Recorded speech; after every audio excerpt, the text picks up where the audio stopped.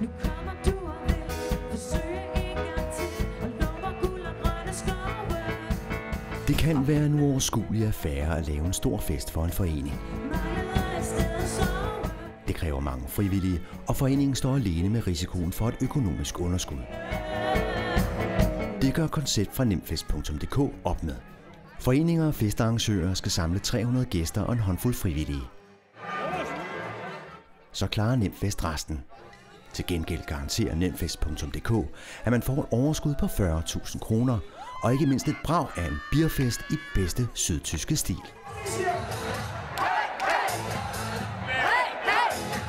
Jeg giver en skriftlig garanti på en kontrakt, at der tjener man 40.000 kroner på drikkevaresalget alene. Og det gør man minimum. Men vi har flere, der har tjent både 50 og 60.000 kroner. Vi sørger for, at I tjener 40.000 kroner. Udgangspunktet for en god bierfest er 300 gæster med en kuvertpris på 325 kroner.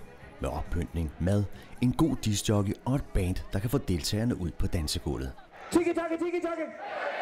Tiki-taka, tiki-taka! Så drikker vi i gang. Skål derude! Konceptet skal gøre det muligt for selv mindre foreninger at lave en attraktiv fest for medlemmer og sponsorer.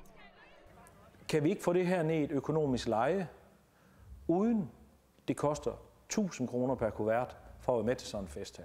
Kan vi ikke give folk en oplevelse for en 300-lap med mad, fedt band, skidegod DJ, flot oppyntning, der lugter lidt af München? Og det synes jeg, vi har fået strikket sammen. Rent økonomisk, så der er noget til os alle sammen. Der er noget til mig, der er noget til foreningen, og det er klart dem, der tjener de fleste penge.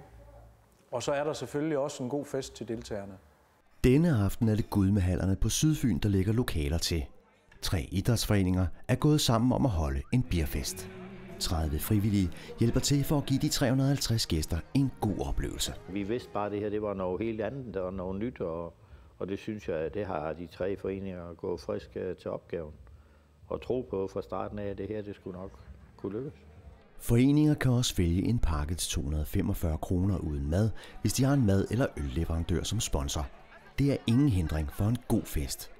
Men ofte vælger arrangørerne den fulde pakke fra nemfest.dk. Jeg plejer egentlig at sige, at jeg kommer med alt, og det synes jeg, vi er da aldrig på trælasten og hente noget, når vi kommer. Så jeg mener egentlig, at vi kommer med alt. Vi har nok ikke selv turde og binde an med sådan et arrangement her, hvis det var, vi ikke havde haft en samarbejdspartner.